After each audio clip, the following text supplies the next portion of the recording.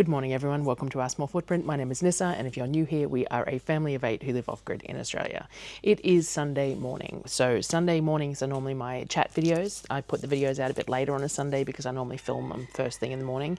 I did a lot of bits and pieces of filming yesterday, so what this video's mostly going to be about is reflecting on the last month's shopping and planning the next month's shopping. So this is my planning video. So I shop every 8 to 9 weeks. It will have been 9 weeks since the last shop, and it may even stretch out to 10 weeks with the next one. It really depends on timing. Sort of 8 weeks is Easter week, 9 weeks is Anzac Day week, which is short weeks because Monday's a public holiday, the Friday's a public holiday. So it might end up being 10 weeks because I can't really go in between. So because of the way my pay cycles, as in like I get some money from Centrelink and that happens every fortnight, but I get YouTube income comes monthly. It comes around about the 22nd of every month. I do transcription typing, but it is paid bi-monthly. So it's paid somewhere around the 16th of the month and somewhere around the 2nd of the month. And then the work that Darryl does is, that I do as well, the D&D stuff is done on completion. So it's paid when it's finished. And that really depends on the jobs that we're doing. Like a current job that I started yesterday is probably a 50-hour job, so it's going to take me a few weeks to finish, and then once it's finished it's a big payday. Some of the others are only like an 8-hour job and it only takes a few days and then you get paid for that. It really varies. So I generally use my YouTube income as the large majority of my grocery money. So it means that I have to schedule the groceries so that they fall right about when I'm getting paid for YouTube. And so the cycle of that means that I have to adjust when I go. So 8 to 9 weeks works really well, generally speaking, for that timing. But yeah, this period is going to be a bit hard because Easter and Anzac Day fall in the same sort of 10-day period. Anyway, so that's part of the planning for the next trip, though, to be, to be taken into account. So I did do my inventory yesterday. I took lots of little snippets of Sonnet and I doing it. I'll try and put them together here. Before I go to my groceries, I do a full inventory. I have PDF spreadsheets that are available on the website if you're interested in them, that I use on my iPad instead of as a printout. And on those spreadsheets, I have what we have, a base and a need. Now I'm going to turn you around so that you can see the spreadsheet, but I really haven't got this set up very well. I do need to do screen capturing and things like that to get this to work successfully, but until we get the kitchen roof redone and until I get my new desk and everything else, things are still just a little bit all over the place. But let me bring you down. Now, unfortunately, the neighbours already have bulldozers and stuff out, and so the dogs are not happy, so we'll see how we go. Anyway, this is my inventory sheet. This is a PDF that is printable on the website, but I use it in GoodNotes on my iPad, and GoodNotes is linked to my phone as well, so when I am shopping I can bring up GoodNotes. Let me see if I can grab it. I'll load that up. I can bring GoodNotes up on my phone and have this inventory sheet available as well, and I do one for each month, so you can see that I've got them here and I keep them because then I can look back at them and decide and reflect on what was bought and how much we had and how much I wanted and things like that. So I do a colour coding as well. The colour coding is for the stores, so pink is Woolworths, orange is Coles, blue is Costco and green is Aldi, and they're the places that I regularly get those items. Sometimes it changes, but that's the general places that I purchase those particular items. So I have my column of what I've got on the shelf, so Sonnet and I went through and did that. I'll put those clips in here. Sonnet's helping me do inventory today, so we've got all the pastas pulled out of the tote so that we can add up all the different ones that we've got left to know what to buy and to fill out the inventory. Rice. The next crate has things like rice paper and sushi and some miscellaneous stuff. So things like I bought a bag of the soy crisps that I haven't used yet. We've got some coffee beans, hazelnuts, all sorts of just miscellaneous bits and pieces. So we're going to count these up as well. Another tote we're checking out that has oats and the rest of the coffee beans in it. They got split between 2 totes just in the process of the month, so adding those up as well. And then we're going to check some of the barrels.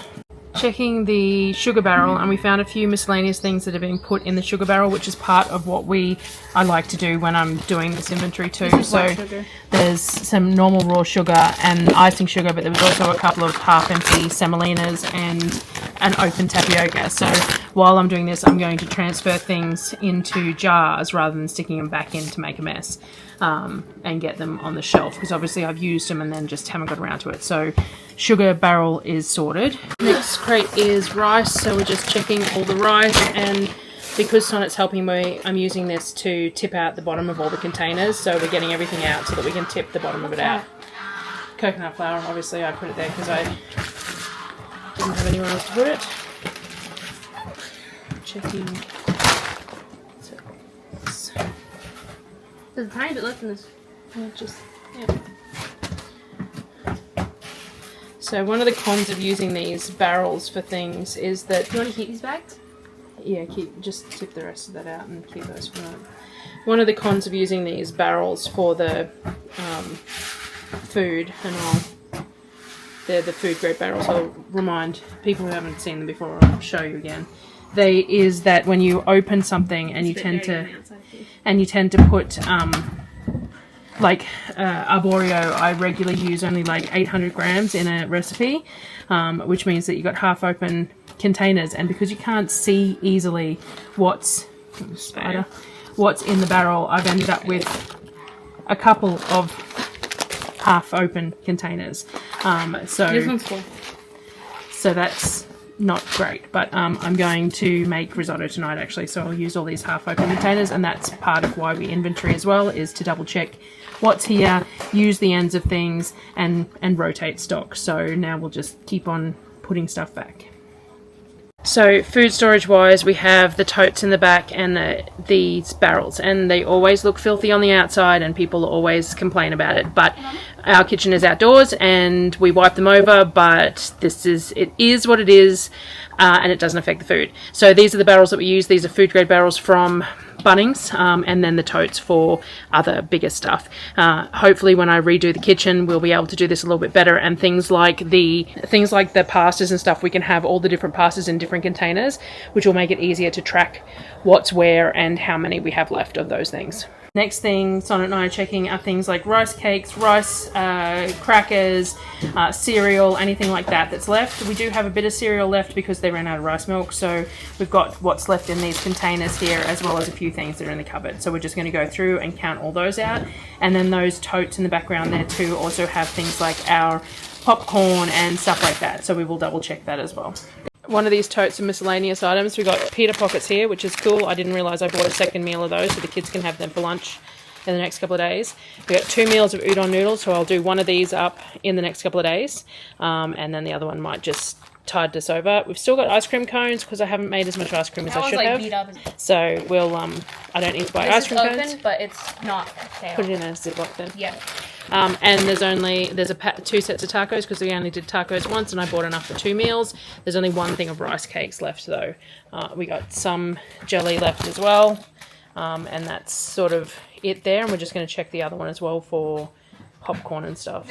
So the other tote, we've got the popcorn, and I've got some lentils and stuff that we haven't been using because we've changed diet slightly, but they will get used. So some mung dal, some pigeon peas, some red lentils, and pearl barley in there as well. So we've tidied and emptied that crate, put these on my list. We counted the tins on the shelf, that's already done. So we counted all those, and now just the freezers. Anyway, I know mostly what's in here. I just do a double check. So I know that I need to can some cowboy candy up. So I've got a whole bag of chilies there that I'm going to use for that. I know that I've got a couple of serves of bolognese. Not very many, but a couple. We've got a bag of peaches there. There's a couple of pizza bases for Darryl to use while I'm away. Plenty of mango and stuff like that. So there's plenty of frozen fruit that the kids have been just eating as they go through. But meat-wise, there's not a lot in here. This is a tomato soup. There's like rissoles and stuff from the hamper and that. But checking. We've still got plenty of peaches, a bag of bananas, but 2 bags of bananas, but not much else. Plenty of strawberries and mangoes because that was in abundance last trip. Some cherries left. We've got some cream that was reduced that is in the freezer as well. Then I bought the salmon last month and we didn't end up eating it, so there's that bag of salmon left for this month. And that's sort of it. So the freezer is looking really full, but there's not a lot of food in here, but it's going to be challenging to fit everything in. I will reorganize it a little bit better, not on video, pull things out, rearrange to make sure that there's enough space for everything. But yeah, so not much in the way of any sort of meat or anything like that. Plenty of frozen fruit though. Kind of need like 2 freezers, one that is more meat and meals and one that is fruit and things like that, but that's a bit of a way off. So freezer is checked anyway. I probably will reorganize it tomorrow or Monday before I go as well, a little bit more in depth, but this shows you what it looks like at the moment.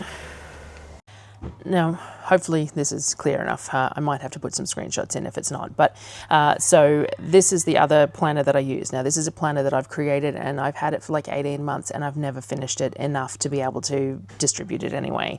But this is what I tend to use for my other planning on here. I do have notebooks and I do write a lot of things on paper, a lot of recipes, a lot of notes to remember and things like that. I adore these. They're a creator's friend notebook where you can change in and out let me twist you slightly.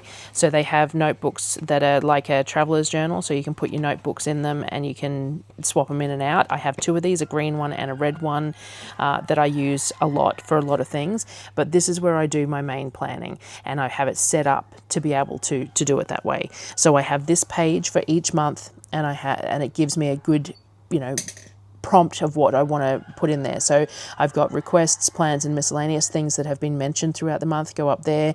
Some meal ideas and some notes about what I want to do go in here. More notes over here. And then the specials. So Woolworths and Coles both have specials that run Wednesday to Tuesday.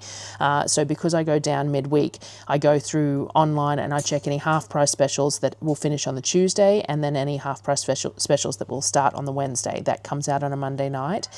So then I do a click and collect for the Wednesday or a delivery for the Wednesday that includes the Tuesday specials, and I go into store on the Wednesday for anything that might have come half price and is worthwhile going, if there's anything worthwhile going.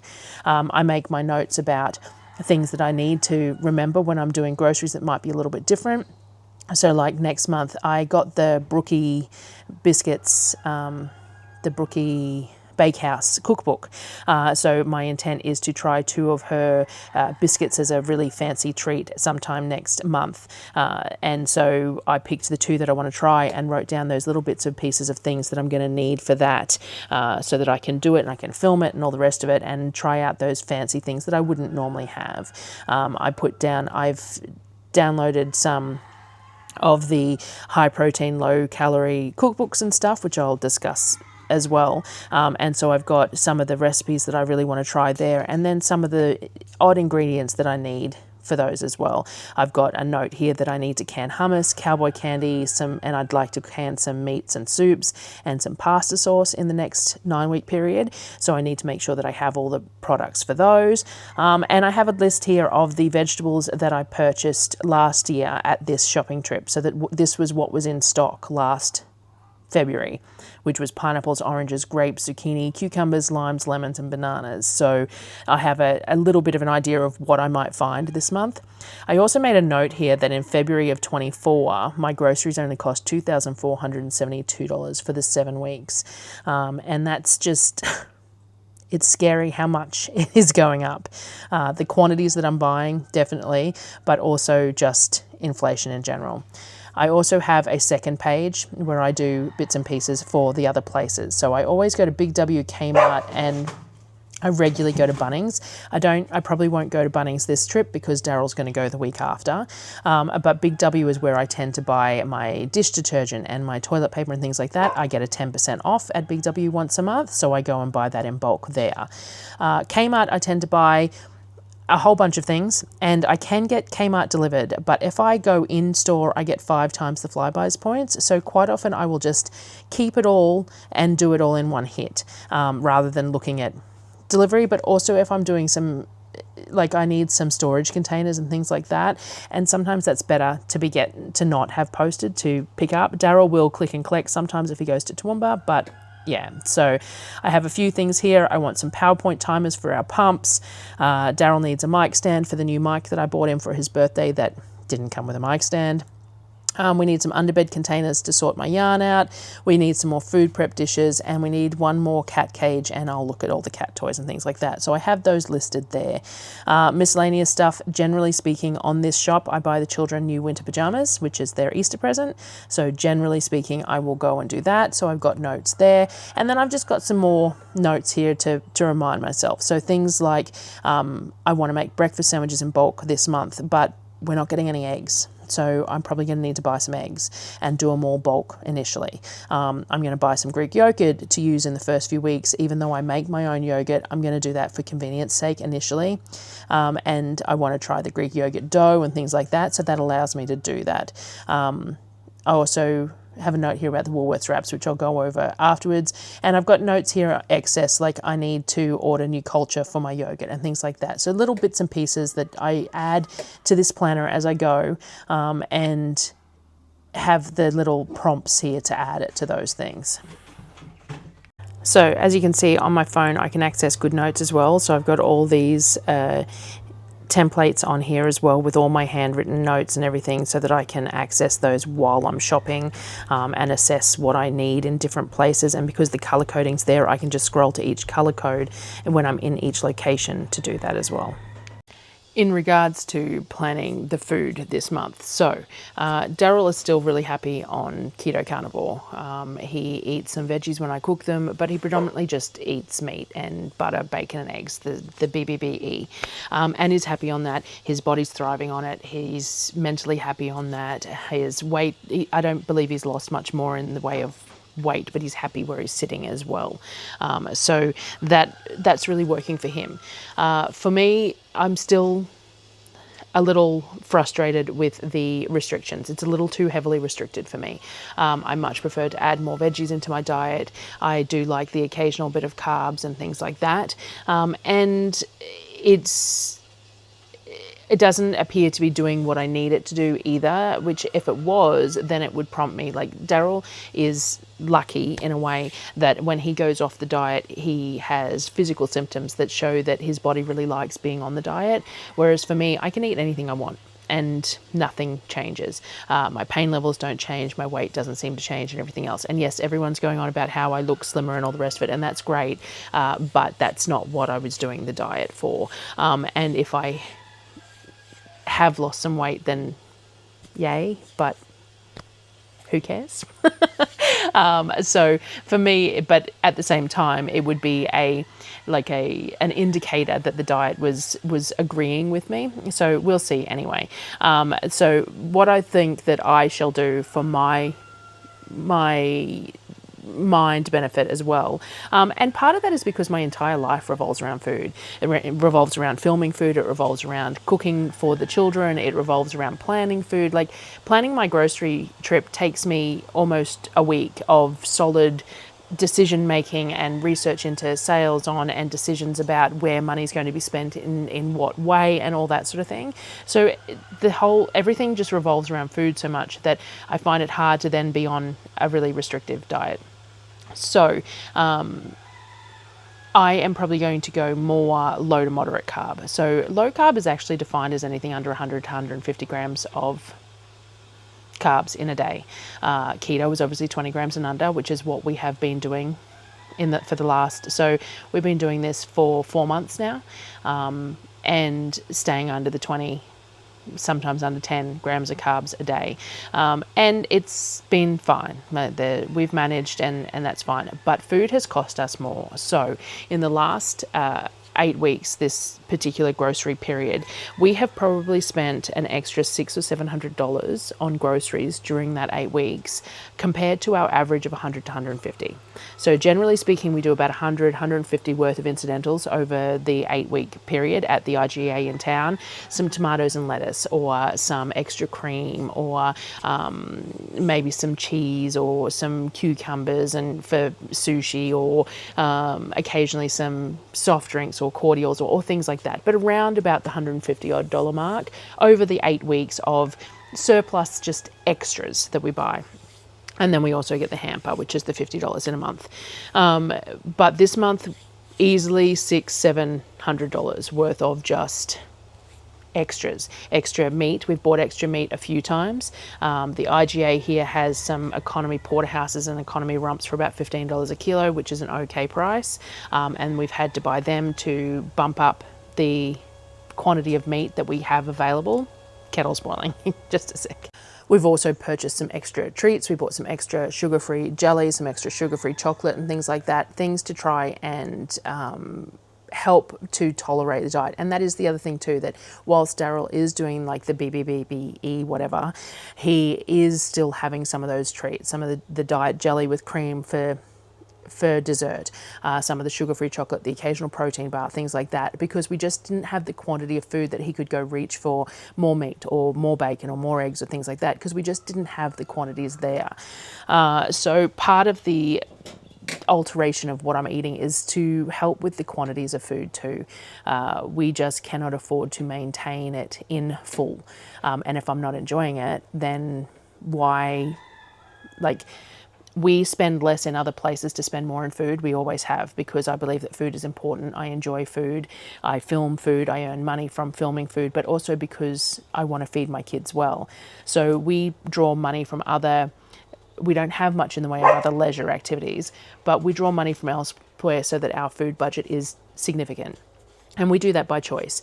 Even when we only had like a $1,500 a month budget, that was still higher than like a ratio of what we had to spend, because we'd spend less elsewhere so that we could afford to spend that on food. So that's fine. I'm happy to bump other things down, and push more into the food budget, but I don't believe that we can push enough into the food budget to consistently eat the way that we have been.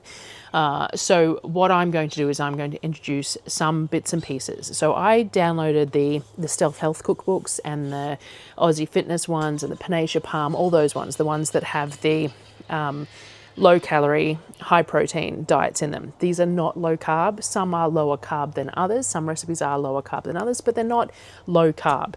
A lot of them have pastas and rices and all that sort of thing in them as well. And they're definitely not classed as keto.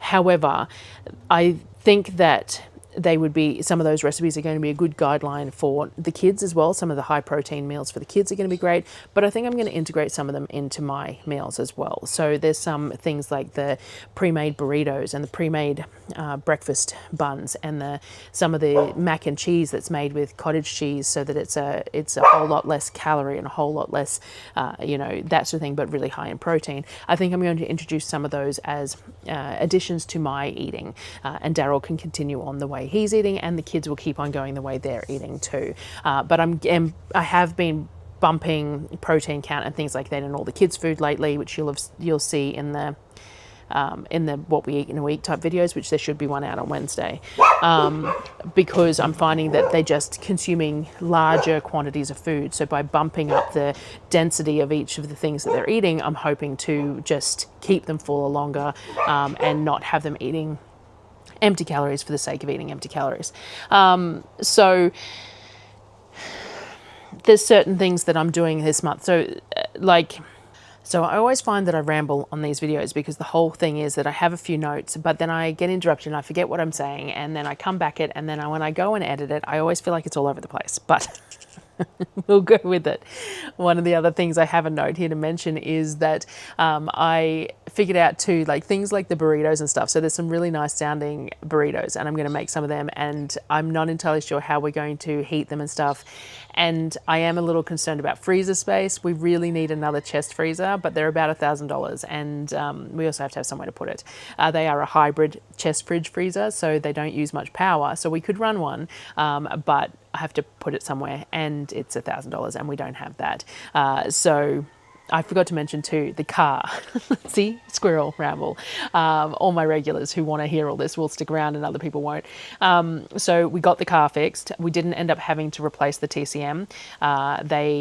It was a wiring issue somewhere and a bulb and things like that that was interfering with the electrical currents through different aspects of the car. So we have dash lights and tail lights back again, yay. And we have a working transmission again. The air conditioner still is not working, which is just a bummer, but he replaced a belt on it, and we replaced all those switches, and it's, I don't know, but it cost about $600 to repair, so that was less than we were expecting. But we did have to take Sinatra to the vet yesterday morning, so he's had a little bit of a lump on his neck for a week, and it was gradually got a little bit bigger, and then we were a bit concerned because his meow changed a little bit. So we took him to the vet, and it was an abscess, which apparently is very common on kittens, and they had to lance it and give him some antibiotics and stuff, so that was $250 later as well. So that was an added cost that we hadn't expected. Sorry, a child interrupted. So yes, there has been some extra costs this month before the shopping, and we will make it work, but I don't remember where I was going with that. But as I said, interruptions. The burrito factor with the freezer, extra costs, who knows? I'm not real sure how the burritos are going to be reheated. I think that's where I was going with it. Most people use a microwave and then like an air fryer or on a pan or in the oven. So we should be able to just do them in the oven, especially if I wrap them in freezer paper and foil. And it should work, but it'll be a bit of a test run. As I said in the planning, I plan to do the Brookie biscuits as well. So we're going to give them a go, the Brookie Bakehouse biscuits. So that would be really cool. I got her cookbook. And I'll share them when I do them. So, and I may look at doing them somewhat sugar-free. They're not going to be keto, of course, because there's flour and stuff, but I may look at doing them sugar-free because they're awfully fancy. So, you know, that's there. There's a few other things I plan to do this month. I want to do some dry cake mixes up in containers for the kids so that they can make cake mix cookies and some chocolate slices and things, but with the cake mix already sorted, so they can just do it in that. And so they can just scoop the dry out, add the wet and go, and just nice and simple, because then they don't dirty up my kitchen as much. And I was looking at things like the wraps for the burrito. So in the Aussie Fitness guy suggests the Woolworths soft wraps, and I'm going to try them this month. I looked at them versus the Mission burritos, and they're much the same price. So I'll probably buy some of both and compare them. And they work out about 18 grams of carbs per wrap. And so I worked out my flatbread recipe that I have shared, and my flatbread recipe, if I break it down into the 45-gram balls like these wraps are, ends up about the same 18 grams of carbs. So that's something I can do afterwards if I want, but obviously getting them nice and flat and round is a bit more difficult, so rolling burritos in them, not always the thing. I do make tortillas, but the tortillas that I normally make are made with lard and stuff, so I'd imagine that kicks up a lot of their macros, so I'm not sure how that'll go, but we will have a look at all those sorts of things throughout this month. I also have plans to get a fair bit of canning done. It will cool down. This morning was chilly. It was under 10 degrees this morning when we woke up.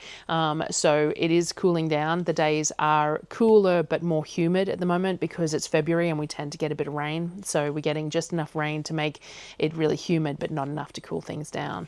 So the days are still pretty warm but nights are cooling. So we are cooling down, and I tend to do a lot more canning and stuff when it's cooler weather. But it will just depend on what I can afford to get, and I'll bring you along as I'm shopping and trying to make those decisions, because that's what everyone really enjoys, is seeing how I make those calls as I'm going, though I have to remember to verbalize them, because a lot of the time it runs over and over in my head and I don't necessarily say anything, and we're working on that. The new camera system and everything has helped with that. So yes, there is a few things to figure out. I did work out, you know, like meat per person per meal and how much meat we sort of need to cover for the month. And it all just seems a little more than feasible, but we're going to have to run with it. So as I go, I think I'll just have to decide when I see what prices are of things and stuff and go from there. So I think I've covered everything that needs covering. But who knows? So I'm going to take this inside and I'm going to edit it, and Darryl's going to come out and finish making the coffee. And yeah, I will see you on Wednesday's video. Should be a what we eat in a week is the hope, and I will have already started shopping by then. So we will see if you get a Friday video or not, because I'll be shopping over that period and I haven't got anything set up. But I might edit part of the shopping to come out Friday morning while I'm at Mum's. We'll see. So yeah. Have a good Sunday, and I will see you on the next video. Bye, guys.